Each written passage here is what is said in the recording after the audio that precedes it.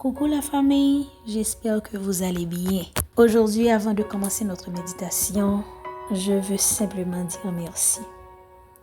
Merci pour chaque personne qui s'est abonnée, qui prie, qui écoute, qui croit. Et à toi qui viens d'arriver, sois le bienvenu. Abonne-toi et laisse Dieu te parler à travers sa parole. Ce message d'aujourd'hui a sûrement quelque chose pour toi. Commençons donc notre méditation. Nous trouvons notre lecture dans le livre de Jean, le chapitre 14, le verset 13. Et tout ce que vous demanderez en mon nom, je le ferai, afin que le Père soit glorifié dans le Fils. Ces paroles de Jésus sont l'une des promesses les plus puissantes de l'Évangile. Elles révèlent la profondeur du lien entre le croyant, le Fils et le Père. Elle nous rappelle que la prière n'est pas simplement un acte religieux, mais un dialogue d'alliance entre Dieu et ses enfants, où le nom de Jésus devient la clé de l'impossible. Quand Jésus dit « Tout ce que vous demanderez en mon nom, je le ferai », il ne parle pas seulement d'obtenir des choses matérielles, mais de faire descendre la volonté du ciel sur la terre afin que le Père soit glorifié à travers nos vies. Le pouvoir du nom de Jésus. Le nom de Jésus n'est pas une formule magique, mais une autorité spirituelle. Quand tu pries en son nom, tu ne présentes pas ta propre justice, mais la sienne. Tu viens devant le trône de Dieu avec la puissance du sacrifice parfait, celui du Fils bien-aimé qui a vaincu la mort. Prier au nom de Jésus, c'est dire « Père, je ne viens pas à cause de mes mérites, mais à cause de ton Fils qui a tout accompli pour moi. » Et c'est cette reconnaissance qui ouvre les cieux. Chaque fois que tu invoques son nom, le ciel écoute. Les portes fermées s'ouvrent, les chaînes tombent, les montagnes bougent. Une prière pour la gloire du Père. Remarque la dernière partie du verset. Afin que le Père soit glorifié dans le Fils.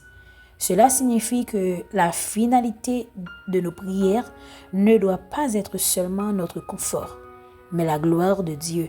Quand tu demandes selon la volonté du Père, tu deviens un instrument de sa gloire.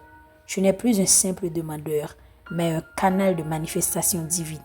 C'est pourquoi certaines prières sont exaucées rapidement, parce qu'elles reflètent le cœur du Père, et qu'à travers leur accomplissement, le monde voit la grandeur de Dieu. Priez avec confiance. Souvent, nous doutons. Nous prions, mais une petite voix intérieure dit « Et si Dieu ne répondait pas ?» Mais Jésus t'assure ici, je le ferai. Ce n'est pas une possibilité, c'est une promesse. Cependant, cette promesse s'accomplit dans la foi. La foi, c'est s'accorder au cœur de Dieu, croire qu'il est bon et qu'il agit toujours pour sa gloire et ton bien. Quand tu pries dans cet esprit, tu peux être certain que même si la réponse semble tarder, elle viendra au moment parfait et d'une manière qui révélera la gloire de Dieu dans ta vie. Aujourd'hui, je veux que tu te souviennes de que le nom de Jésus est ta force et ton autorité. Quand tu pries en son nom, le ciel s'ouvre et le Père agit. Ta vie glorifie Dieu, car Christ agit à travers toi. Ce que tu demandes selon sa volonté, il le fera pour sa gloire et non la tienne. Maintenant, prions le Seigneur. Seigneur Jésus, merci pour le privilège que j'ai de prier en ton nom. Merci parce que ton nom ouvre les portes du ciel et fait descendre la puissance du Père dans ma vie. Aide-moi à prier non pas pour mes seuls désirs, mais pour que le Père soit glorifié à travers mes paroles, mes actions et mes prières. Renouvelle ma foi, Seigneur, quand je prononce ton nom, que je me souvienne de ton autorité et de ton amour.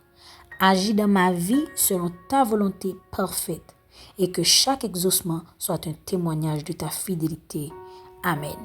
Merci d'avoir partagé avec moi ce moment de foi. Que cette méditation et cette prière t'accompagnent tout au long de ta vie. N'oublie pas, la parole de Dieu éclaire nos pas, même dans l'obscurité. À très bientôt pour un nouveau message de paix et d'espérance. Que Dieu te bénisse abondamment.